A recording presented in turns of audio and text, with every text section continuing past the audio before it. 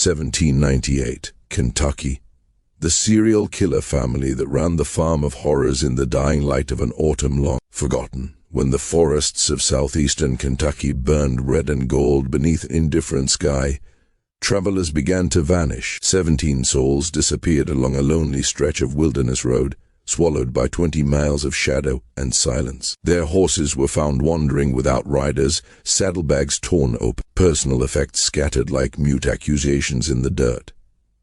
There were no bodies, no witnesses, no answers. What chills the blood is not merely the number of the missing, but the deliberate effort that followed, a careful erasure, a decision by those in power to bury the truth so deeply that even memory itself seemed to forget. For generations, the story of what truly happened near that road lay locked away in sealed court files, hidden till a chance discovery nearly 2 centuries later tore open a wound that had never healed. When those documents finally surfaced, they revealed something far worse than bandits or wild beasts. They exposed a machine of death disguised as mercy, an operation cloaked in scripture and kindness, functioning flawlessly for years while good people slept peacefully nearby. This was not chaos.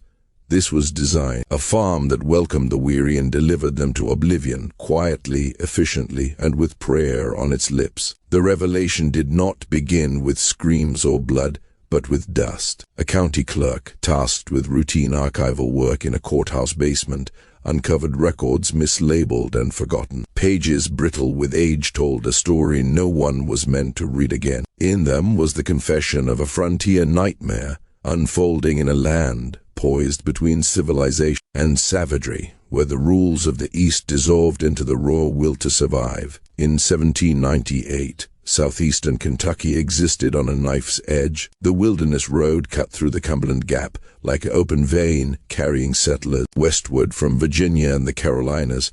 It twisted through mountains and forests that seemed alive with threat. One wrong step could mean a broken neck, a freezing night without shelter, or an encounter with predators who wore human faces. Along this road, small settlements emerged as fragile sanctuaries, places where travelers could breathe, eat, and believe they were safe. Trust was currency and faith was armor. One such settlement was Millfield, perched where the trail descended into the fertile valley of Beaver Creek. Barely 300 people called it home, yet it radiated righteousness and order. Founded by devout Baptists, Millfield enforced morality with the same firmness it enforced law. Sundays were sacred, sin was monitored, and deviation was quietly corrected. At its heart stood a general store that doubled as a courthouse, an inn that promised comfort beyond the wild, and a modest church where sermons echoed against log walls like divine commands. Among Millfield's most admired families were the Hardens. Ezekiel Harden arrived years earlier with his wife Temperance and their children, bearing a story of loss and survival that earned immediate sympathy. They spoke of homes burned, neighbors slaughtered, and faith tested by violence. The community embraced them as living proof of God's protection. Ezekiel became a lay preacher, his booming voice filling the church with warnings of damnation and promises of salvation. Temperance organized aid for the desperate, her gentle hands distributing food and comfort to those who arrived with nothing. Their sons worked the land. Their daughter Mercy tended the sick. They were, to all appearances, the very embodiment of Christian virtue. Ezekiel Harden was impossible to ignore. Towering and broad, he radiated authority, his presence silencing rooms before he spoke. When he preached, people wept. When he prayed, they felt seen. He spoke of heaven with longing and of hell with intimate familiarity, as if he had walked both realms and returned to testify. Temperance, calm and composed, balanced his fire with quiet devotion. Her eyes held a stillness that unsettled some, though few dared name it. Together, they became the moral spine of Millfield, trusted beyond question. Their farm lay just beyond town, perfectly positioned along the road. Travelers reached it as dusk fell, exhausted and grateful to see lantern light glowing through trees. The Hardens offered shelter freely, invoking scripture about welcoming strangers. A warm meal, a place by the fire, a bed in the loft. They asked only for prayer and fellowship, Many accepted, none ever returned. What happened after nightfall was never spoken aloud until those documents surfaced. Guests were separated, lulled into sleep, then taken one by one. Methods were chosen for silence, for efficiency, for ease of cleanup. The bodies were disposed of with a precision born of practice, buried in place no one thought to search, fed to hogs, burned in pits masked as lime kilns. Belongings were sorted, valuables quietly sold or traded miles away. Horses were released back onto the road, carrying no memory of what they had witnessed. For years this continued. Missing travelers were blamed on the wilderness, on accidents, on God's will. Ezekiel preached louder, temperance prayed harder, and the town, comforted by familiar faces and righteous words, never looked too closely. When suspicions finally stirred, they were smothered. Investigations were redirected, testimonies vanished, records were sealed. Powerful families ensured silence, fearful that the truth would stain the foundations of their fragile frontier order. When the truth finally emerged, it shattered the illusion of innocence that had clung to early American myth. The farm was not merely a place of death.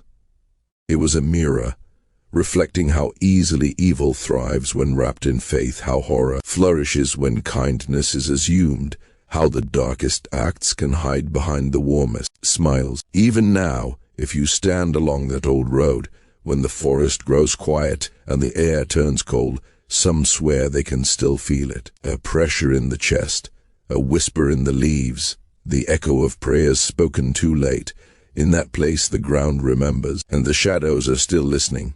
The signs were there long before anyone dared name them, woven into daily life so seamlessly that they felt like blessings rather than warnings. Temperance Harden moved through the settlement like a quiet spirit, slight in frame, her hair already touched with gray far early than nature intended. Her fingers forever busy grinding roots, stitching wounds, measuring powders by instinct alone. She became the healer people trusted when daylight doctors failed. Broken bones set straight beneath her calm gaze, fevers broken by bruise whispered over in prayer.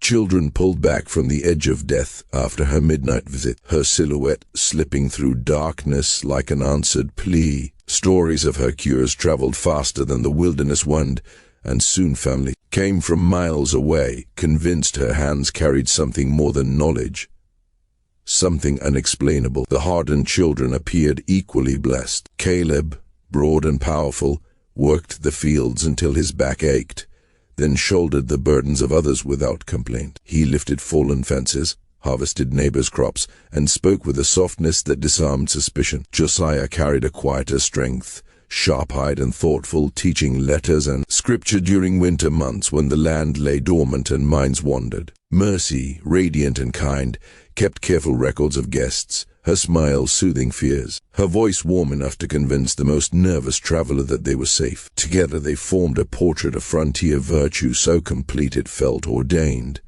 The farm itself seemed to confirm divine favor. Acres of rich bottomland stretched along Beaver Creek, soil dark and generous, yielding harvests that dwarfed those of neighboring homesteads. Corn rose thick and tall. Tobacco cured flawlessly. Livestock thrived beyond expectation. Ezekiel's mill ground grain day and night, its steady rhythm echoing through the valley like a heartbeat. Visitors whispered about the family's prosperity, noting the fine furnishings inside the house, the gleam of silver, the imported plates that caught candlelight just so. Such things were rare this far from civilization, yet the Hardens possessed them in abundance. Too much abundance, some thought, before quickly silencing the idea. Ezekiel had built his home to endure. Thick logs, stone chimneys, windows of real glass that reflected faces back at themselves.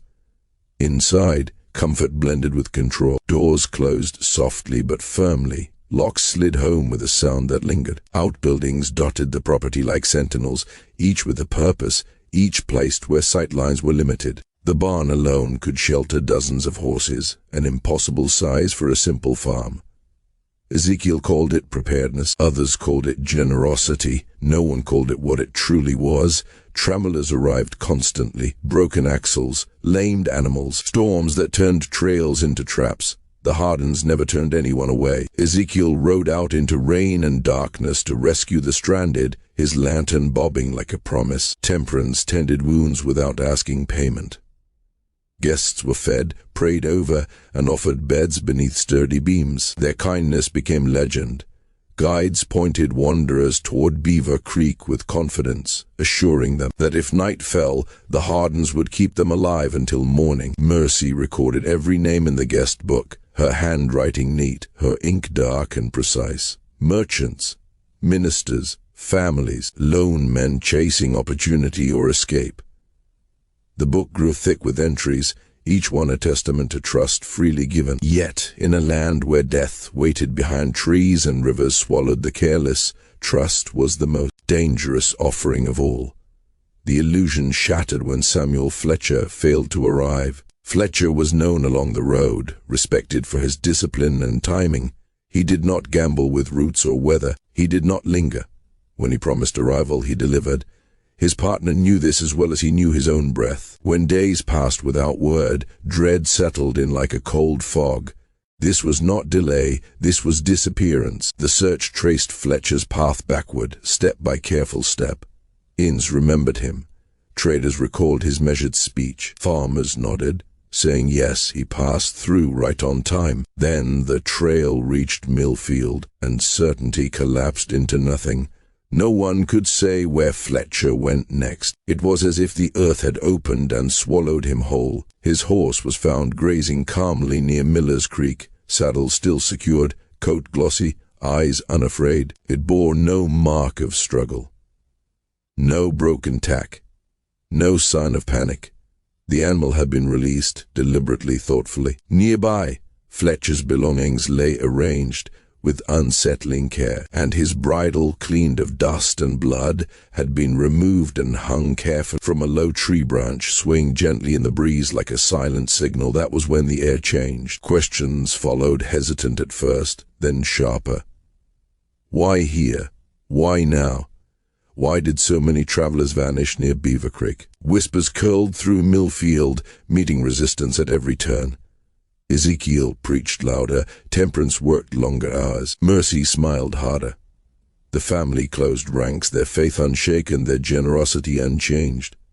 But something had cracked. What no one knew then was that beneath the fields, beneath the barns and cellars and carefully tended earth, the farm held its secrets close, pits disguised as storage, rooms hidden behind walls, tools used for purposes never spoken aloud, each act performed with ritual calm, wrapped in prayer, justified as necessity, as judgment, as something God required. The road kept delivering souls, and the farm kept receiving them. Even now, when night settles heavy over that land, some claim the creek carries more than water.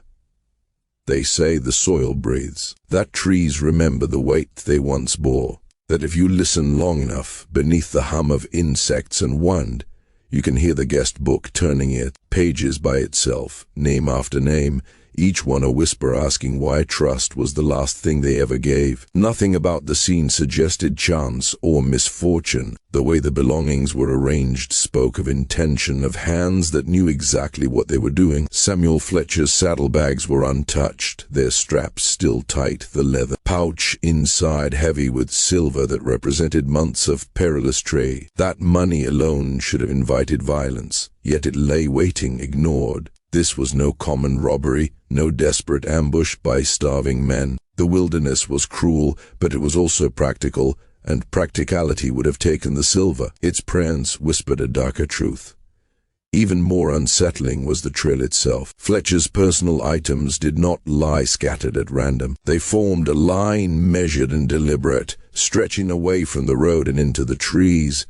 A glove here, a folded paper there. Each step farther into shadow suggested resistance, movement against his will, as though he had been pulled from his horse and forced onward while his possessions fell from grasping hands. The forest swallowed the line quickly, branches closing like fingers, leaving only silence behind. Constable Jacob Winters knew that silence well. He had heard it on battlefields, where men died screaming, and in camps where lies were spoken softly. Once a sergeant hardened by war, he carried the scars of campaigns, fought under relentless commanders and harsher landscapes. Death did not unsettle him, but patterns did, and this scene carried a pattern he did not like. Fletcher had vanished too cleanly, too deliberately, and Winters understood that the simplest answers were often disguises. Within hours, he gathered a search party, men who knew how to read the land and endure what it revealed. Among them were trackers whose eyes caught details others missed, men who could follow a broken twig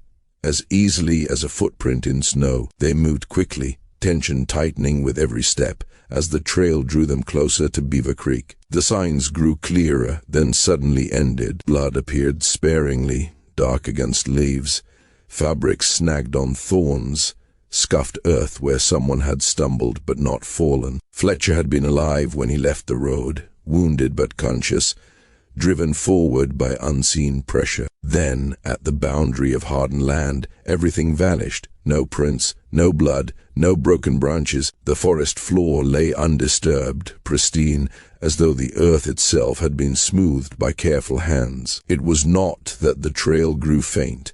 It was simply gone. The men searched for hours, spreading outward in widening circles, anger and disbelief mounting with every empty step. Even the most skilled tracker could find nothing.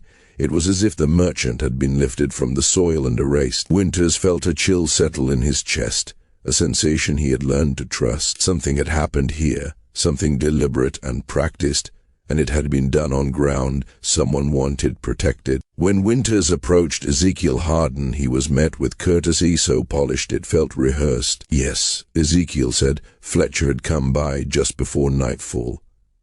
Yes, he had asked questions about a shorter route north. Yes, he had been warned of the dangers of Winters' approach, of traveling alone with valuable goods. Ezekiel's voice carried concern, even regret. Fletcher, he claimed, had been restless, distracted, glancing over his shoulder as though chased by invisible fears. He had refused food, refused rest, refused help, determined to press on. The story unfolded smoothly, each detail sliding neatly into place. Fletcher had spoken of strangers on the road. Temperance had noticed his illness and offered a remedy. Caleb had offered to escort him. Mercy remembered his name, his manner, his urgency. Every member of the family told the same tale, word for word, expression for expression, as if reciting from a single script etched into memory. It should have brought clarity.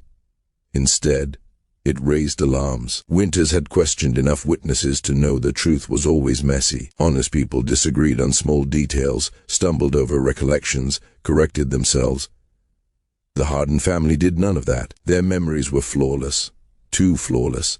Each pause, each phrase felt measured, chosen with care. It was testimony polished until it reflected nothing back. As Winters stood on the property, his unease deepened. The farm looked different than he remembered. New structures stood where open ground once lay. A smokehouse loomed near the barn, its stone walls thick, its size excessive, more fortress than utility. The earth around several buildings had been recently turned. Dark soil piled in uneven mounds that had not yet settled. The root cellar entrance caught his eye most of all, reinforced with fresh timber, widened until it could swallow far more than vegetables and jars. When questioned, Ezekiel answered smoothly. The harvest had been exceptional. Prosperity demanded preparation. More storage, better facilities, plans for expanded trade. The explanations were reasonable, even admirable, but Winters noticed the way Ezekiel spoke. Each sentence deliberate, each word weighed before release. The warmth that usually filled the farmhouse felt strained, like a performance continued just a moment too long. Temperance hovered nearby, hands busy, eyes lowered, her calm almost brittle. The children remained attentive, respectful, their expressions carefully neutral. Nothing about them betrayed fear or guilt, yet nothing felt natural either. Winters sensed an invisible boundary he was not meant to cross, a line drawn not on land but in silence. As he left the farm, dusk bleeding into night, the constable felt certain of only one thing. Samuel Fletcher had not vanished by accident. He had not wandered into danger. He had been taken, and whoever had taken him understood the land, the law, and the power of appearing righteous. Behind him, the Harden homestead settled into darkness, lanterns glowing softly in windows like watchful eyes. The creek murmured its endless song. The forest stood unmoving, and somewhere beneath that calm, beneath stone and soil and scripture, the truth waited patiently, knowing it had already been hidden too well. Even now, when wind moves through that valley, it carries more than the sound of leaves. It carries the echo of a man's final steps, the weight of silver left behind, and the certainty that what vanished there was never meant to be found. The unease lingered long after Constable Winters rode away, clinging to the Harden farm like a damp fog that refused to lift. On more than one occasion, the family had insisted he stay for food or rest. Their famed generosity offered with smiles that never quite reached their eyes. There was an urgency beneath their politeness, a restless current that set his nerves on edge. Temperance's hands trembled as she poured coffee, the liquid sloshing dangerously close to the rim. Mercy spoke softly, but her gaze kept drifting toward her father as though every sentence required silent approval before it could exist. Even Caleb and Josiah, once so open and confident, watched the constable with guarded expressions, alert in a way that suggested vigilance rather than curiosity. Yet suspicion alone was powerless. Winters knew the limits of the law as well as he knew the land. Without blood, without witnesses, without a body, there was nothing he could seize, nothing he could challenge in court or council. Samuel Fletcher's fate was recorded in ink and closed with a shrug. Another victim of the frontier, claimed by bandits or unseen enemies, his name added to a ledger of loss that marked the westward march of settlement. His horse was sold, his debts settled. Within weeks, Fletcher became a story told in passing, then not told at all. But forgetting did not stop the road from feeding on the living. As winter tightened its grip and the wilderness hardened beneath frost, disappearances began to arrive with dreadful rhythm. Weeks passed. Then another traveler failed to emerge from that cursed stretch near Millfield. The distance between vanishings shrank until fear filled the gaps. The road itself seemed infected, a corridor of absence where people entered and never returned. Whispers spread among those who still dared to trowel, warnings spoken only at night when the dark felt close enough to hear. The victims shared nothing except their endings. Some were solitary men, others families clinging together against the cold. Armed groups vanished alongside those who carried nothing but hope. What bound them was their final direction, each one last seen asking about routes near Beaver Creek, each one drifting closer to the same welcoming farm before dissolving into silence. When Dr. Marcus Cromwell disappeared, the shock rippled far beyond Millfield. He was learned, methodical, a man who believed knowledge could tame even the wildest land. His wagon was discovered overturned near a fork in the road, its contents strewn across frozen ground. Books lay open, instruments glinted dully in weak sunlight, and yet nothing of value appeared stolen. The explanation offered was simple, comforting even. An accident, a fall, confusion brought on by injury and cold. Exposure would do the rest. That story might have held if not for the missing bag. Cromwell's medical satchel, heavy with tools meant to cut, saw and save, was nowhere to be found. It was the one item no animal would drag away, the one possession no thief would overlook if greed were the motive. Its absence felt intentional, as if someone had chosen it with purpose. The wilderness did not need bone saws, people did. December arrived buried in white fury. A storm swallowed the road, erasing landmarks and muffling sound until even screams would vanish unheard. It was during this blizzard that the Henley family disappeared. Their wagon was trapped close to the Harden farm, so near that lantern light should have guided them home. Ezekiel later claimed they never arrived, that the storm must have claimed them before they reached shelter. His words carried sympathy, sorrow shaped carefully for listening ears. When the wagon was found days later, something felt wrong. It had been freed from the drift, hauled back to the road, its wheels cleared with effort that would have taken time and coordination in deadly weather. The snow around it bore signs of many feet. The family's clothing and personal items were gone, stripped away as though selected. Yet their food and tools remained untouched and useless to anyone fleeing the cold. The wilderness had not done this. The storm had not done this. Someone had chosen what to take and what to leave. January brought the disappearance that unsettled even the most hardened skeptics. Reverend Nathan Cross had walked roads others feared, carrying faith like armor. He was known to survive what killed lesser men, his voice rising above danger with sermons that promised light beyond darkness. When he vanished, disbelief spread faster than fear. His horse was found days later, calm and obedient, saddlebags heavy with donated silver meant to build a church. The money lay waiting, unclaimed, untouched. Robbery made no sense. Accident felt like a lie told too many times. Authorities offered explanations that comforted the living, speaking of sudden illness, of heart and mind failing at once. They spoke of vast forests that swallowed the fallen without mercy. Each explanation closed another door, sealed another question behind official certainty, and each time the pattern repeated: horses released, possessions scattered, trails drifting inevitably toward hardened land before dissolving into nothing. The Hardens were questioned again and again. Their answers never changed. They remembered travelers vaguely, if at all. They recalled offering warnings, advice given in kindness, dangers explained patiently, weather, bandits, rough terrain. Always the same concern. Always the same regret that their counsel had been ignored. Their consistency shielded them better than walls or weapons ever could. Taught to forget, fear crept closer to home. Parents kept children indoors after sunset. Travelers began detouring miles out of their way, choosing hunger and exposure over the chance of knocking on the wrong door. Millfield, once a place of rest, became a name spoken with caution. Yet still, the farm stood open, lanterns lit, doors unbarred, a sanctuary to those desperate enough to believe. And beneath that hospitality, beneath the prayers and careful smiles, something watched and waited, patient and precise. The road continued to deliver souls, and the valley continued to keep them. Even now, when the night settles heavy and the wind slips through bare branches, some say the darkness near Beaver Creek feels thicker than it should, as if the air itself remembers how many entered and never left, as if the land, burdened by secrets too well hidden, still aches to speak the names it was forced to swallow. The explanations never failed. Travelers had declined offers of escort, declined shelter,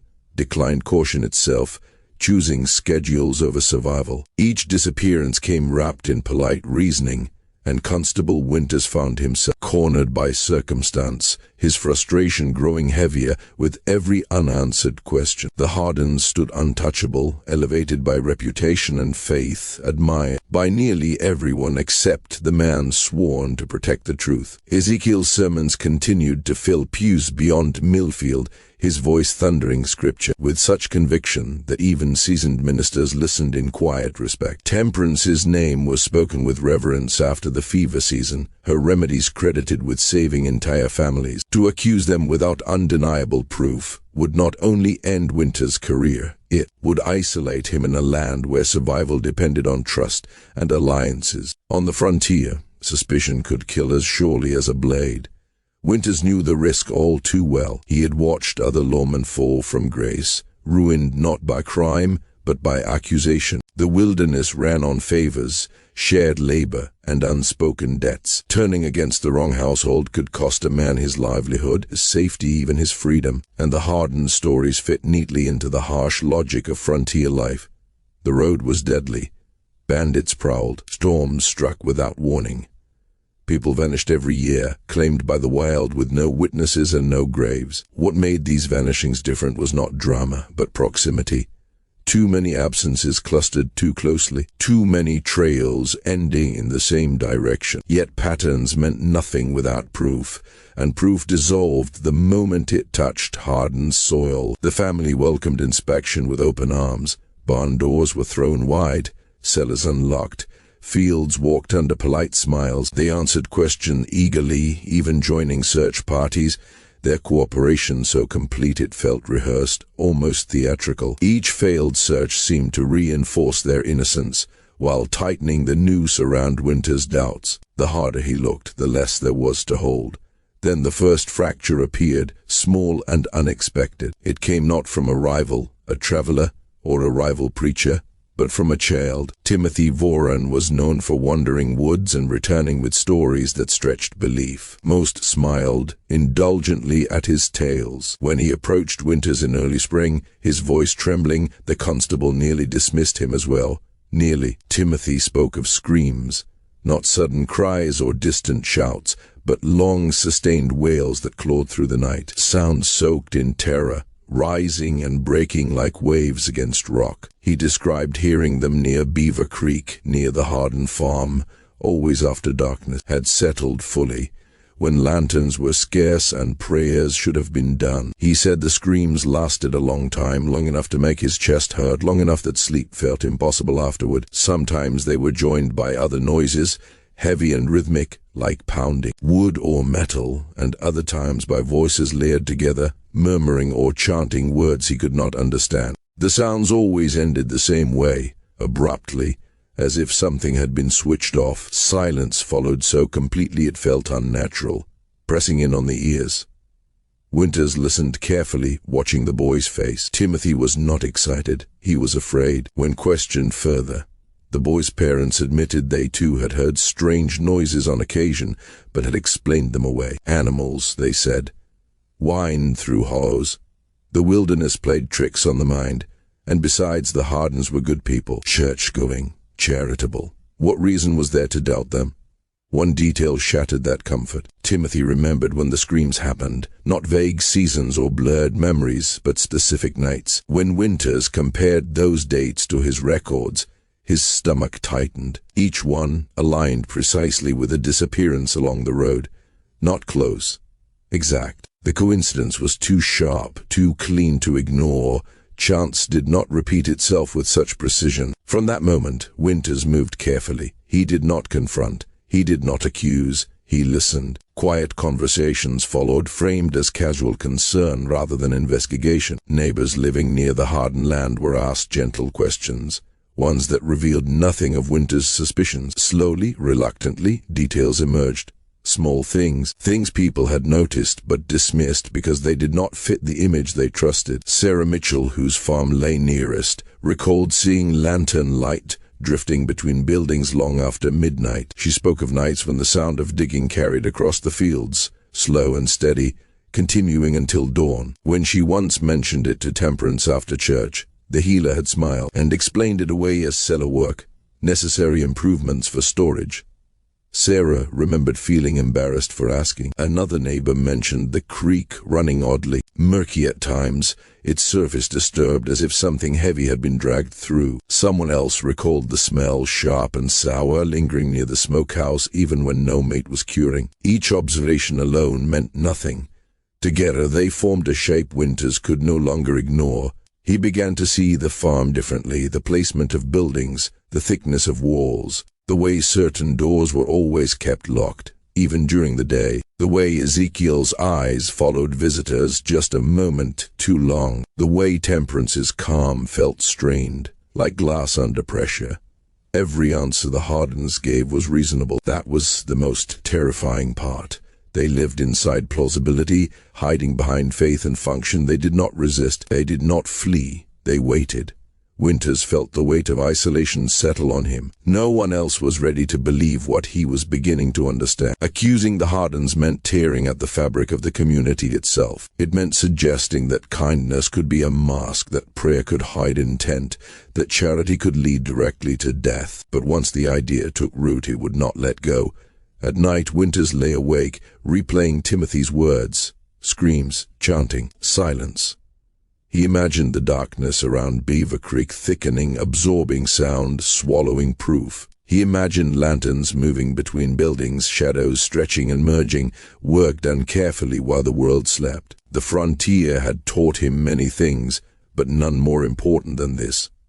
Evil did not always arrive with violence and noise. Sometimes it came smiling, offering shelter, whispering scripture as it closed the door. And somewhere beneath that farm, beneath earth freshly turned and walls newly built, Winters was certain the truth waited, patient, buried, and far more dangerous than anyone in Millfield was ready to face. The explanation had sounded sensible when it was first offered, delivered with calm confidence and an almost rehearsed humility. The family, they said, had chosen to expand their storage spaces, digging deeper and wider beneath the soil to preserve food for the coming winters. Nighttime labor was simply practical, a way to escape the heat and protect the daylight hours needed for crops and animals. Sarah Mitchell had accepted those words without question, because trusting the Hardens felt as natural as trusting the sunrise. Yet memory has a way of sharpening with time, and when she looked back, unease crept in like a slow poison. The work had never seemed to end. Weeks stretched into months, the sounds of digging and hammering returning, again and again, long after any cellar should have been finished. Stranger still, no great mounds of dirt ever appeared, no scars upon the land to prove that such deep excavation had taken place. The earth around the farm remained unnervingly smooth, as if it had swallowed its own wounds. When Constable Winters pressed her gently for more, her voice faltered. She confessed that the noises were not merely tools striking soil. Beneath the rhythm of labor, she had sometimes heard voices smothered by distance and walls, and on certain nights, sounds that carried the unmistakable tremor of pain, not sharp cries that burst and faded, but long strangled expression of suffering that seemed to beg for mercy and never receive it. She had told herself it was imagination, the mind inventing horrors in the dark. Now she was no longer certain. To the north, Henrik Johansson offered details that cut even deeper. He was a man shaped by wilderness and survival, his eyes trained to read truth in broken branches and disturbed ground. Along the fence dividing his land from the Hardens, he had found bones. At first glance they could have belonged to farm animals, but closer inspection told a different story. These remains had not been left by predators or decay. They had been worked, cracked open with intent, stripped and altered in ways that spoke of hands, not teeth. Skulls split cleanly, long bones broken with precision, and mixed among them were fragments too small, too unfamiliar to easily name. What disturbed him most was the evidence of tools, smooth cuts where saws had passed, fractures that suggested deliberate force applied at exact points. Some pieces bore the faint signs of heat, as though they had been boiled or burned for reasons that had nothing to do with survival. When he confronted Ezekiel, the answer came easily, perhaps too easily. Diseased animals, the patriarch claimed, had forced them to dispose of carcasses in the woods to prevent the spread of illness. Scavengers and weather had done the rest. The words were logical, but logic could not erase what Johansson's instinct screamed. Nature was messy. This was methodical. As these whispers accumulated, others began to notice changes they could no longer explain away. The Harden children, once lively and curious, retreated into themselves. Their laughter vanished. Their eyes rarely met those of neighbors. Caleb and Josiah moved like men burdened by unseen chains, their attention fractured, their nerves raw. Mercy's transformation was the hardest to witness. Where warmth and beauty had once drawn people toward her, there was now a hollow stillness. Her face looked drained of youth, etched with a sorrow so deep it felt contagious. When she did appear, she avoided touch, as though even a brush of fingers might unravel her. Even the pulpit was no longer safe. Ezekiel's sermons darkened with each passing week. Love gave way to fire. Mercy surrendered to judgment. He spoke of purging corruption, of sacrifice, of a righteous hand raised to cleanse the land. The imagery grew vivid, almost indulgent, leaving congregants shifting uneasily in their pews. Some wondered if the words were warnings.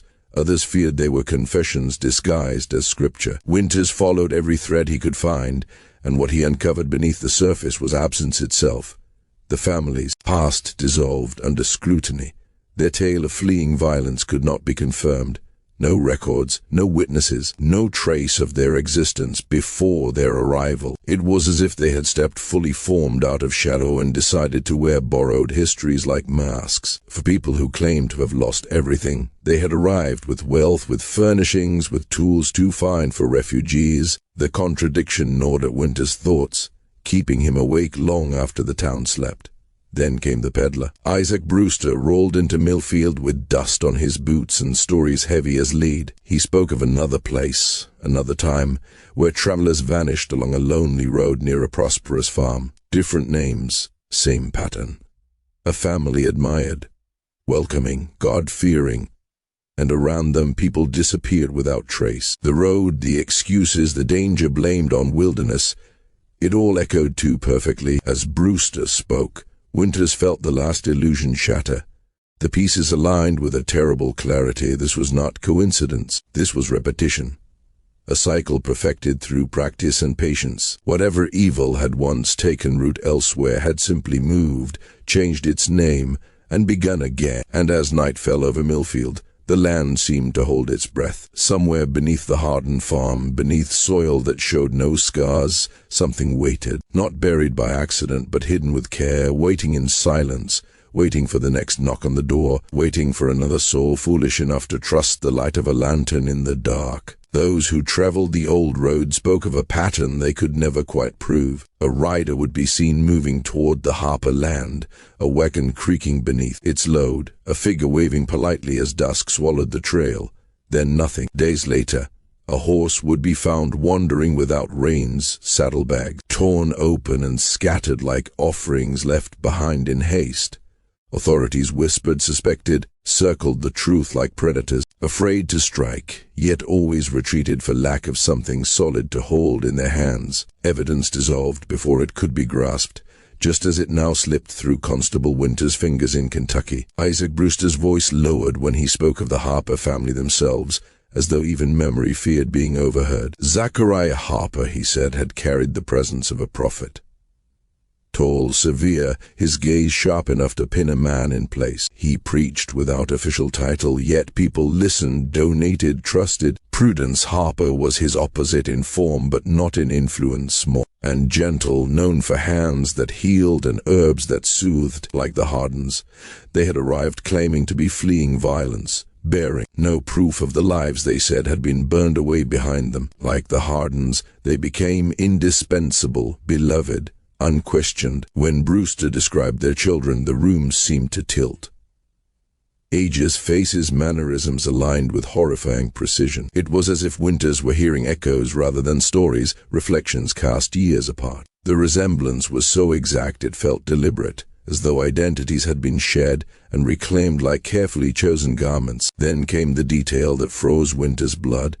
The Harper family had vanished overnight, just as suspicion sharpened its focus. Their farm was left in ruins, not abandoned in panic, but erased with intent. Fire scars marked buildings burned halfway, as though destruction had been interrupted once the job was done. Wells were choked with stone and debris, their depths deliberately sealed. Anything that might speak, anything that might remember had been silenced. When authorities finally searched the land, the truth rose from the earth itself.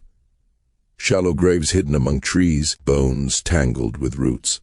Human remains buried beside animal carcasses as if to blur the line between prey and person. Personal belongings confirmed what fear had already whispered. These were not accidents. These were not legends. These were murders, many of them carried out patiently and without mercy. Yet the killers were gone.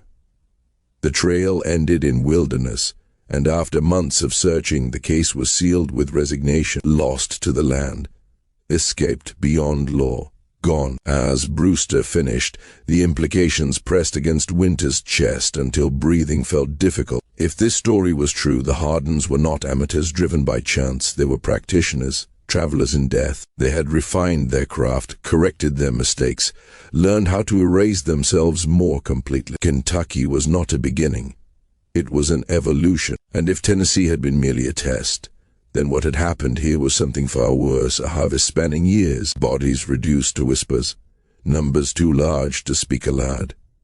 Still, Winter's new suspicion was not enough. No matter how monstrous the shape forming in his mind, courts demanded proof that could not tremble. Justice on the frontier was slow, heavy, and unforgiving. Without something irrefutable, the Hardens would remain untouchable, cloaked in virtue and reputation. The proof came on a night thick with dread. Mercy Harden appeared at his door like an apparition, her face pale as candle wax, eyes swollen with grief and terror. She shook as though the darkness itself had followed her inside. For hours she spoke, words spilling out in broken floods, each confession cutting deeper than the last. What she revealed stripped away every lingering doubt and replaced it with something far more horrifying. The killings had begun soon after their arrival, not impulsive, not desperate, planned, organized, sanctified. Her father had taught them that God had chosen their family to cleanse the roads, to remove those he deemed unworthy. Travelers were judged the moment they arrived,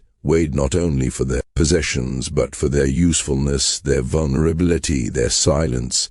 Mercy described it as evaluation, a word spoken with chilling calm, as though lives were nothing more than ledgers to be balanced. Those selected were welcomed warmly, food offered, shelter promised, prayers spoken under lantern light. Then came the moment when kindness hardened into inevitability. Ezekiel believed he was righteous, that each death fed both divine justice and the family's growing needs. Every act followed a pattern refined through repetition, guided by sermons whispered in the dark and rituals that blurred faith into fanaticism. As Mercy spoke, Winters understood that the farm was not merely a place of death. It was a machine built to consume, a system designed to leave nothing behind.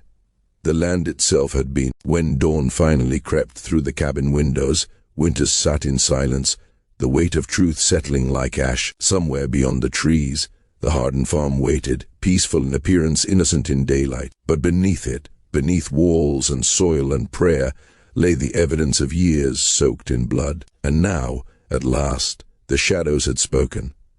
Mercy's words spilled into the night like ink soaking through paper, revealing a truth so meticulously recorded it felt obscene in its precision. She spoke of notebooks hidden away, their pages filled with neat, careful script. At first glance they resembled ordinary ledgers, the kind a trader might keep to track goods and profits. But these books did not measure flour or cloth. They measured people. Names, descriptions, possessions, perceived worth, notes about fear, resistance, pleading. Even final utterances were preserved, as if the sound of dying voices deserved a permanent home. Lives reduced to entries, death reduced to order. At the center of it all stood Ezekiel, who never raised a hand until he had first passed judgment with his words. He welcomed travelers with questions that sounded gentle, even kind. Where were they bound? Who waited for them elsewhere? What faith guided their steps? He listened closely, not as a host, but as a judge hunting for flaws. Wealth became proof of corruption. Education was twisted into evidence of arrogance. Parents were condemned for placing children on dangerous roads. Preachers were scrutinized most of all, their doctrines dissected until some imagined error justified their fate. No answer was ever safe. The verdict existed long before the conversation began. Once Ezekiel decided, the household moved with chilling unity. An invitation was extended, always framed as concern. The roads were unsafe, the weather uncertain, repairs needed before travel could continue. The family's reputation sealed the trap. Refusing their kindness felt rude, even foolish. And so the condemned crossed the threshold willingly, laughing, grateful, unaware. They were stepping into a carefully rehearsed performance. The evenings unfolded like a dream designed to disarm. Temperance cooked meals rich and comforting, filling the air with warmth and spice. Music echoed softly through the rooms. Conversation flowed easily, guided by children who spoke with intelligence and charm, far beyond what visitors expected. Then came prayer. Ezekiel's voice rose and fell with practiced authority, scripture woven into something mesmerizing. Even skeptics found themselves listening, nodding, believing. What no one tasted was the final ingredient, a blend of herbs refined over years dissolved into drink, hidden beneath bitterness or heat. It did not strike suddenly. It crept. Limbs grew heavy, thoughts slowed. Weariness felt earned, natural after long miles and honest conversation. Guests were encouraged to rest, assured that a good night's sleep would restore them. They never questioned it. Waking came in darkness, cold stone. Tight bindings, the smell of damp earth. Mercy described chambers beneath the farm that should not have existed, tunnels stretching far beyond reason, levels descending into silence, It was a place built not for storage but for control. Steps carved into rock, ladders leading down into spaces where sound behaved strangely, swallowed or echoed depending on where one stood. At the heart of it all lay a room Ezekiel called his court, there, surrounded by warped symbols of faith. He performed his most grotesque ritual. Prisoners were dragged before him, chains biting into skin, eyes burning with confusion and terror. He spoke of sin, of justice, of necessity. Evidence was presented, always twisted, always damning. The outcome never changed, yet the ceremony continued. Because it was not meant for the condemned, it was meant for the family. By cloaking murder in ritual, Ezekiel transformed atrocity into duty. Killing became prayer, suffering became proof of righteousness. Sentences varied. Some captives were kept alive, exploited for what they knew before being discarded. Skills were extracted like marrow, knowledge drained dry. Mercy spoke of a physician forced to teach until his usefulness ended, of a minister compelled to craft sermons that Ezekiel later delivered as his own. Others were killed swiftly, dispatched according to rules Ezekiel claimed were drawn from Scripture. Hanging, drowning, methods chosen not for mercy, but for symbolism. The most elaborate punishments were reserved for those he despised most, men of influence, voices of doubt, anyone who questioned the fragile authority of frontier faith. As Mercy spoke, Winters understood the scale of what unfolded beneath that land. This was not chaos. This was organization refined through years of repetition. Each family member had a role, rehearsed and enforced. Caleb and Josiah handled what required strength, dragging bodies, sealing passages, moving earth and stone through hidden routes that fed into natural caverns below. The land itself was an accomplice, swallowing what it was given. Mercy's own task had been to write, to remember, to preserve the horror in ink so it could be reviewed, studied, perfected. She spoke of nights spent hunched over pages, hands shaking as she documented deaths that followed one another with terrifying regularity. She had been taught to see it as service. Only now did she understand it as imprisonment of the soul. By the time her confession ended, dawn hovered beyond the windows, pale and uncertain. Winters sat unmoving, surrounded by a truth so heavy it felt like the walls might collapse under it. Above ground, the hardened farm would soon wake, roosters crowing, sunlight touching clean fences and open fields. To any passing eye, it was peace made visible, but beneath it, beneath prayer and hospitality and carefully turned soil, a machine of judgment waited in the dark. And now, finally, it had been named. Temperance stood at the center of the family's design, like a steady hand guiding a blade. Mercy described her not as a healer who strayed, but as a woman who had learned to bend mercy itself into a weapon. The same hands that once closed wounds and cooled fevers now measured powders with unnerving calm, blending plants and tinctures until consciousness could be dimmed without a trace. She knew exactly how much the body could endure, how close it could drift toward death before being pulled back. That knowledge became her most powerful tool. Prisoners were kept alive not out of kindness, but because their suffering still had value. When captives resisted, Temperance intervened with what she chillingly called care. She understood nerves, pressure points, the fragile balance between agony and survival. Pain was applied with intention, withdrawn just before the body failed, then returned in waves that taught obedience more effectively than chains. Fear was cultivated slowly, fed with isolation, darkness, and whispered threats. Mercy said that those who entered the chambers defiant rarely remained so. Eventually every voice softened, every gaze lowered. The will broke long before the flesh. Yet cruelty alone did not keep the family hidden. Their secrecy relied on a system so refined it felt rehearsed by the land itself. No grave ever marked the farm. The earth near the house remained undisturbed, innocent to the eye. Instead, the dead were carried away through winding passages carved into stone, guided by torchlight, into distant hollows where limestone swallowed sound and time dissolved evidence. In those caverns, bodies vanished into damp silence, reduced to fragments the wilderness would never return. What could not be carried away was repurposed. Mercy spoke of sorting tables where possessions were examined with cold efficiency. Coins and jewels were separated from trinkets. Tools were tested, weapons weighed, fabrics folded. Anything valuable enough to keep was absorbed into the household. Anything that might be traced was sent far from Millfield, sold through strangers who never asked questions. Objects of lesser worth were scattered deliberately along roads and creeks, placed just so to suggest chaos and chance. Every false trail was laid with care.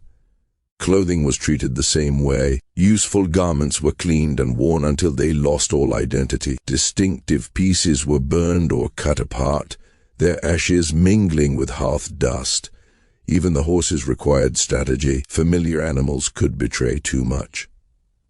They were led away under cover of night, sold beyond the reach of recognition, their presence elsewhere creating confusion that rippled through every inquiry. Each step of deception fed the next. A web spun tighter with every disappearance. Above all, the family hid behind goodness. Mercy's voice faltered as she spoke of this, because it was the lie she had once believed most deeply. Every sermon Ezekiel preached, every illness temperance treated, every act of charity performed in public strengthened the illusion. They saved lives in daylight while ending them in darkness. Gratitude became armor. Faith became camouflage. People defended them without being asked, unable to imagine that such kindness could mask such brutality. They even knew when to pause. When suspicion grew heavy in the air, the killing stopped. Doors opened wider. Food was shared more freely. Aid was offered without hesitation. Time dulled concern, and once trust settled again, the work resumed. Escape routes were always ready. Wagons packed. Paths memorized. They had fled before, and they would flee again if needed. Mercy revealed that the family's ambitions had only grown. Ezekiel dreamed aloud of spreading judgment across the frontier, of building sanctuary that doubled as courts, of purifying the land one traveler at a time. What began as isolated acts had become a vision, vast and merciless. The thought alone made Mercy shake, but fear, not repentance, drove her to Winter's door. Her father had changed. Paranoia gnawed at him. He saw threats everywhere. Questions became sins. Curiosity became guilt. Neighbors who lingered too long in conversation were discussed in whispers. The peddler who spoke of Tennessee lingered in Ezekiel's thoughts like a stain. Even the constable himself had been named, not yet condemned, but watched. Mercy understood then that no one was safe, not outsiders, not witnesses, not even blood. Most terrifying of all was the truth that the chambers were not empty. Even as she spoke, lives hung in balance beneath the farm. A man taken from the road, still alive, still waiting for judgment. A young woman whose absence had already settled into rumor. An old preacher whose prayers now echoed only against stone. They were being held together, sorted, scheduled, as if time itself had become a tool of execution. It was proof of how bold the family had grown, how untouchable they believed themselves to be. As Mercy finished, Winters felt the weight of every word press against his chest. The careful patience that had guided him for months shattered in that moment. There was no room left for procedure, no time for warrants or counsels. Lives were measured now in heartbeats, not days. Yet the danger ahead was undeniable. The Harden farm was no ordinary homestead. It was armed, fortified, prepared for resistance. Every shadow concealed intent. Every structure had purpose. Winters stood at the edge of an impossible choice, knowing that whatever he did next would change everything. To hesitate was to condemn the innocent below. To act alone was to invite death. And as dawn crept closer, painting the world in gentle light, the truth waited beneath the soil, restless, hungry, and very much awake. If Winters moved too slowly, the family would vanish like smoke, taking their captives into the dark forever. If he struck too hard, too openly, the killers might scatter before the chains below could be broken. Every path forward carried blood in its shadow. Riding for help meant hours lost. And ours were something the prisoners buried beneath the farm did not possess. Staying silent meant allowing the machinery of judgment to continue turning. The decision hardened inside him when he realized he was not as alone as he feared. Henrik Johansson did not hesitate when Winters spoke his name. The Swedish farmer had lived with unease in his bones for months, watching the land, reading the ground, feeling that something beneath the hardened fields did not belong to the natural world. His past as a soldier, his instinct for terrain, and his calm under pressure made him more than a volunteer. He was a weapon sharpened by experience. Isaac Brewster joined them next, driven by a guilt that had never loosened its grip. He had seen this evil before under another name, another valley, and he would not allow it to migrate again, unchecked. Benjamin Stokes and Daniel Crawford followed without ceremony, men who understood violence not as an idea, but as a reality that demanded resolve. Their plan was brutally simple because anything complex would fail. They would move under the cover of deepest night, using darkness not as shelter, but as an ally. The goal was not justice, not arrests, not speeches or trials. The goal was breath in the lungs of the living below. Everything else came second. Mercy's whispered directions shaped their approach. She told them where weapons were hidden, where alarms could be triggered, where escape tunnels clawed toward the forest. Ezekiel had trained his sons for siege and ambush, preparing them to delay attack long enough to disappear into the earth like roots pulling back from fire. The land itself fought them as they advanced. Open fields stretched wide, merciless, offering no forgiveness if a lantern flared or a shout rang out. Johansson guided them through shadows carved by creek beds and bent branches, paths known only to animals and those who hunted them. They moved without words, breath measured, hearts pounding loud enough to feel. Each step felt final. Discovery would mean death, not just for them, but for those chained below. When the farm finally emerged from the darkness, it wore the mask it always had. Windows glowed softly, smoke rose in peaceful columns, but the ground betrayed it. Fresh earth lay in uneven scars. The air carried a bitter tang that burned the throat. Lime, rot, something older and heavier than death. As they drew closer, the night itself seemed to speak. Sounds drifted up from below, muffled and wrong. A cry cut short, a voice pleading into stone. The steady ring of metal against rock, patient and methodical, like a clock counting down lives. They moved at the moment chosen for maximum vulnerability, when even the vigilant grow careless. Winters and Johansson took the main descent, while Stokes and Crawford vanished toward the hidden exit, prepared to block flight with lead if necessary. Brewster stayed back with the horse's rifle steady, eyes scanning the dark for movement. There would be no retreat without consequence. The entrance beneath the root cellar was not a hole in the ground, but a fortress disguised as storage. Stone angles created traps of fire and shadow. Narrow passages forced attackers into lines where one defender could stall many. This was not the work of desperate farmers.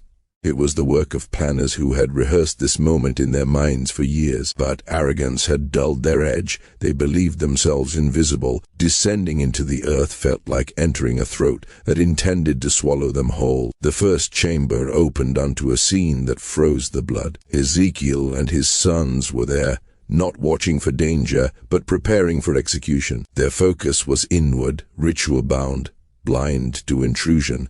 Surprise became salvation. The first shots shattered stone and prayer-like, chaos erupting where certainty had lived moments before. The prisoners were found, faster than expected and far worse. Patterson clung to life by instinct alone, his body weakened but his eyes still searching. Rebecca Foster bore marks that told stories no one should endure, her fear carved deep into flesh and spirit. Grimby hovered between breaths, his faith reduced to whispers against damp stone. Chains were broken, bodies lifted, hope forced back into lungs that had nearly forgotten it. But the deeper they went, the more the truth revealed itself. Passage after passage opened into rooms that should never exist. Remains lay where no grave should be. Fragments of lives accumulated like refuse. Buttons, shoes, locks of hair, bones arranged not by accident, but by repetition. It was a ledger written in calcium and cloth, a history of disappearance given form. The scale of it crushed comprehension. This was not a series of murders, it was a system, a harvest. Winters understood then that what they faced was larger than Millfield, larger than Kentucky itself. The earth here had been trained to hide screams. The walls remembered names, and as the living were pulled back toward the surface, blinking into moonlight, one certainty burned brighter than fear. The farm would never sleep again. What waited beneath it had been dragged into the light, and the darkness, furious at being named, would not go quietly. Above ground, the hardened farm looked unchanged, serene in the pale Kentucky moonlight. Smoke curled lazily from the chimneys. Lanterns glimmered in windows. To any passerby, it was a house of order, of respectability, of simple frontier life. Yet beneath the soil, beneath walls fortified with secrecy and terror, the full horror of the past decade lay exposed. When the raiders pushed deeper into the limestone tunnels, the first of Mercy's ledgers emerged, rows of careful, slanted handwriting cataloging life, possessions, and death. Each page read like a merchant's ledger, but here the goods were human, and the transactions were murder. Victims' names, ages, attire, coins, jewelry, final words, and behaviors, while kept everything meticulously recorded. 67 victims over 8 years, and evidence suggested far more than Mercy had dared to write. But the ledger was not the worst of it. In what Ezekiel had called his courtroom, the scene was a grotesque shrine to cruelty. The judge's bench, carved crudely from limestone, was surrounded by iron shackles embedded in the walls, religious symbols twisted into instruments of fear, and shelves displaying the trophies of his family's atrocities. Scalps, trinkets, weapons, and personal effects were displayed like battle honors, each one a testament to a life extinguished, a soul claimed in Ezekiel's name. The raiders understood, in a way that froze blood and mind alike, the scope of the hardened's depravity. The confrontation, when it came, was as violent as it was inevitable. Ezekiel and his sons fought not out of hope, but from a fury born of certainty. The capture meant the end. Caleb and Josiah struck from shadows, using every hidden recess of the underground passages to inflict maximum chaos. Gunfire echoed against stone walls, ricocheted off tunnels, and mingled with muffled screams from cells not yet discovered. Amidst it all, Ezekiel raved, a sermon turned weapon, preaching divine judgment as if the world itself had come to enforce it. Hours felt like days as the battle twisted through chamber after chamber. The raiders advanced slowly, each step a measured gamble against the killer's intimate knowledge of every corner. Above, Temperance's panic threatened to destroy everything. She set fire to the main house, sending flames racing along dry timbers, smoke choking the night sky. Heat and fire turned the cellar entrance into a trap, forcing the remaining hardens to choose between death in flames or surrender. Only Mercy laid down her arms willingly, kneeling in prayer, her tears blending relief with terror. Her cooperation had never been born of conscience, but fear, the realization that Ezekiel's paranoia would not hesitate to include her as another unworthy soul. When the surviving raiders regrouped, they faced horrors beyond imagination. The underground complex was larger than Mercy had described, extending nearly 2 miles through natural and carved limestone caverns. Chambers branched off in labyrinthine patterns, many reinforced with stone and timber, capable of housing dozens of prisoners at once. Human remains sprawled in countless permutations. Bones mingled with clothing, person items, trinkets, even children's toys, the tangible remnants of lives violently erased. Among these, the Henley family's disappearance during a December blizzard was confirmed. Their children, ages 6 and 8, had survived days past their parents' deaths before being executed, their bodies interred in the most remote parts of the cave. The trial that followed in Lexington in June 1799 drew crowds from across the frontier, each person grappling with the magnitude of the crimes. The courthouse was packed, spectators leaning forward in disbelief, legal experts struggling to reconcile the facts with human comprehension. Evidence from the underground complex was overwhelming, yet even so, portions were sealed from public view by Judge Samuel Whitmore to protect the witnesses from the visceral horror of it all.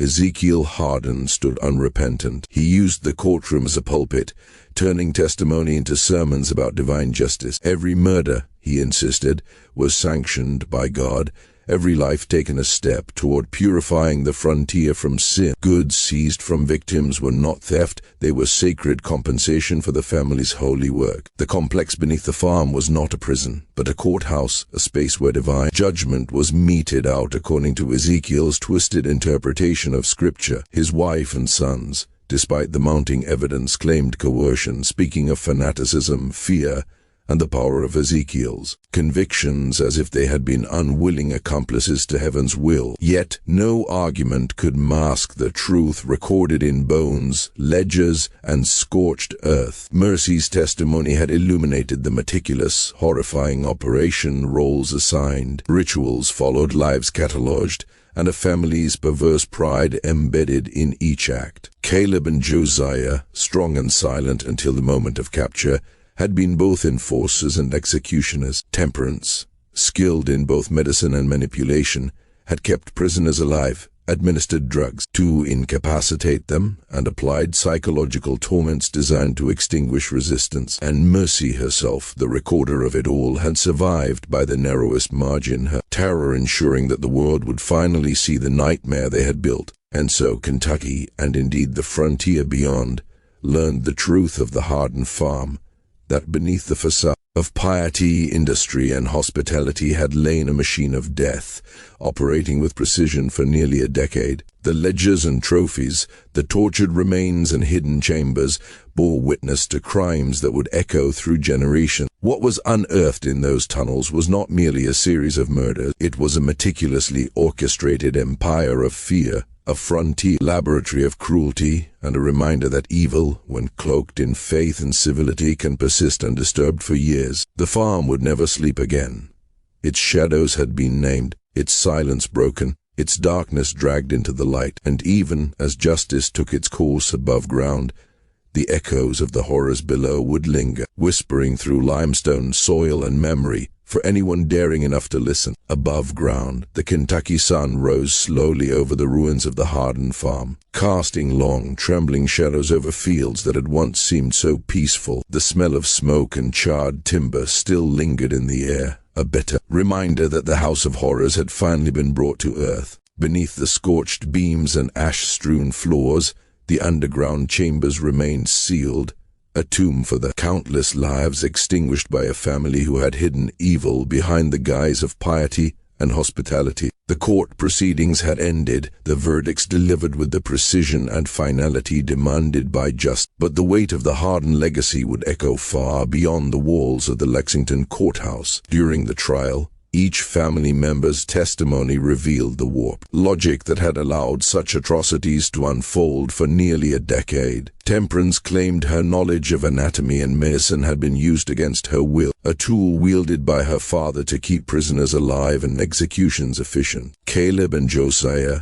stoic yet haunted, described themselves as soldiers in a divine crusade, convinced that the travelers they murdered were agents of Satan threatening their community. But the evidence, staggering and undeniable, told a different story. Every ledger, every bone, every trophy unearthed from the limestone caverns revealed willing participants, committed to their father's vision of righteous slaughter. Mercy's handwritten ledgers, meticulous and detailed, indicated that each family member had not only partaken in the killings, but had meticulously chronicled their own sins and triumphs. Only Mercy herself showed genuine remorse, and even her cooperation with authorities was born of fear rather than conscience. She became the linchpin in unraveling the family's dark empire, identifying victims, mapping the underground labyrinth, and providing the details necessary to expose the full scale of their crimes. Her testimony illuminated the methodical precision of the Hardens' operations, the drug travelers, the forced confessions, the underground trials, the calculated executions. Without her, the magnitude of their depravity might never have been comprehended. The judge, Samuel Whitmore, delivered sentences that mirrored the severity of the crimes. Ezekiel, Hardin, Temperance, Caleb, and Josiah were condemned to hang. Their executions set for August 15, 1799, a date deliberately marking the first anniversary of Samuel Fletcher's disappearance, the event that had begun the chain of investigation leading to their capture. Mercy spared the gallows in recognition of her cooperation, and youth at the time of the crimes received a sentence of life imprisonment, destined to spend decades behind the iron bars of Kentucky State Penitentiary, her youth and fear forever bound to the memory of horrors she had witnessed. The day of the executions drew a crowd unlike any the frontier had seen. Over 4,000 people traveled from across the region, many of them relatives of victims, others driven by a morbid curiosity that could not resist witnessing the fall of Kentucky's most notorious family. Vendors sold food and drink to the assembled masses, and the air was thick with anticipation, tension, and the faint metallic scent of fear. Ezekiel Hardin maintained his fanaticism to the very end, using his final words to deliver a sermon-like tirade, cursing the community that had dared to oppose his vision of divine justice. He warned that God would punish Kentucky for executing his family, and predicted that sin would run rampant across the frontier, the very corruption his family had claimed to eradicate. His wife and sons died in silence, their deaths bringing finality to the darkness that had festered for so long beneath the surface. The farm itself was reduced to ash and rubble in a ceremony that carried the weight of both closure and ritual. The underground chambers were sealed with explosives and tons of rock, entombing the twisted remnants of the Hardin family's empire and ensuring that their victims could finally rest. Local authorities declared the land cursed, forbidding construction or habitation on the site,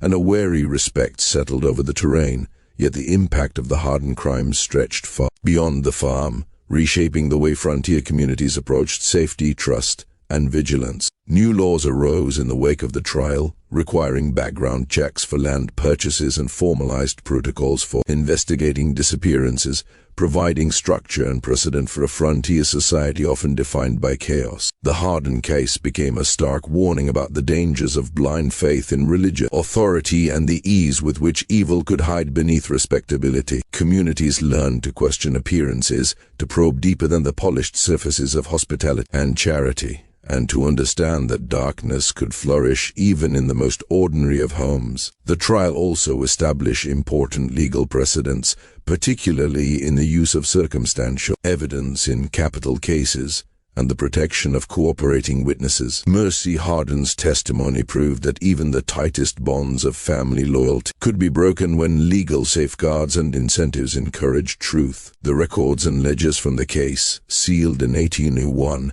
were restricted to law enforcement and scholars, both to protect the privacy of victims' families and to prevent the gruesome methods of the Hardins from inspiring future crimes. For nearly 2 centuries, the full story of the Hardin family remained locked away, surviving only in fragments of folklore and whispered tales along Beaver Creek. New settlers, unaware of the dark past beneath their feet, built homes and planted fields over the old homestead, and only a few elderly residents could remember the exact location of the farm. Yet the shadows of the Hardin family's reign of terror lingered in memory, a cautionary echo for those willing to listen. The story of the Hardins became a somber reminder that beneath the facade of faith, industry, and respectability, evil could not only dwell but thrive, and when it did, it would take extraordinary courage, cunning, and vigilance to bring it to light. Even as the sun set over the fields once haunted by unspeakable acts,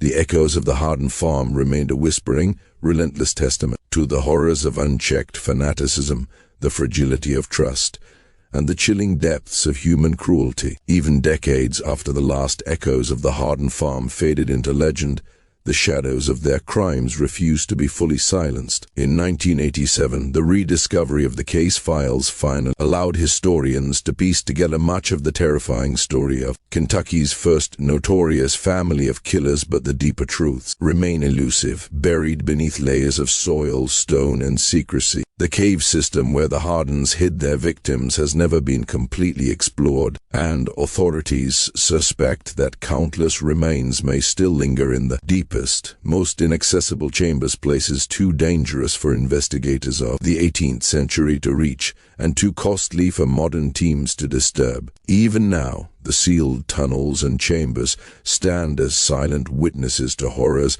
the frontier was never meant to contain. Modern forensic techniques could unlock new revelations, exposing details about the victim, the methods, and perhaps the very psyche of the family who orchestrated these atrocities. Yet local authorities have shown little appetite for reopening the past, preferring to let the dead rest undisturbed rather than risk traumatizing descendants or uncovering secrets that might unsettle the fragile peace of the present. What is most chilling is the shadow the Harden family casts over history itself. Their crimes force us to reconsider countless unexplained disappearances along frontier roads, travelers who vanished without trace, whose fates were attributed to misfortune, wilderness hazards, or attacks that may never have occurred. How many of these were not accidents or random violence, but carefully orchestrated murders carried out by those trusted most? Statistical patterns hint at horrifying possibilities.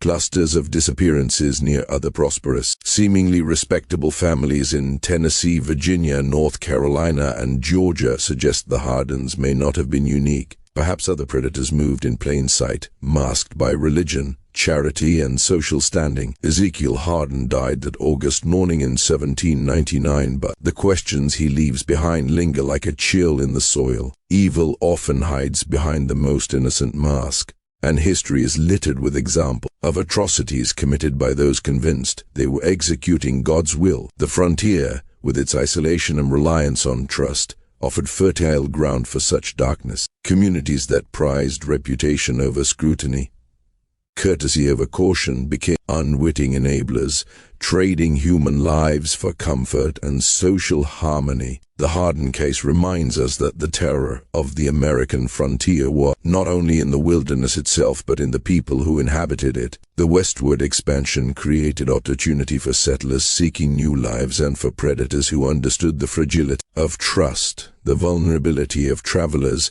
and the ease with which evil could masquerade as righteousness. Even now, one must wonder, have we seen the full extent of the Harden crimes? Are there darker secrets still entombed beneath Kentucky soil? Could other families, cloaked in piety and generosity, have operated in silence, leaving only whispers and vanished souls as evidence of their deeds? The questions endure, a haunting reminder that beneath the surface of history, shadows often move unseen, and the most ordinary facades can hide the deepest horrors.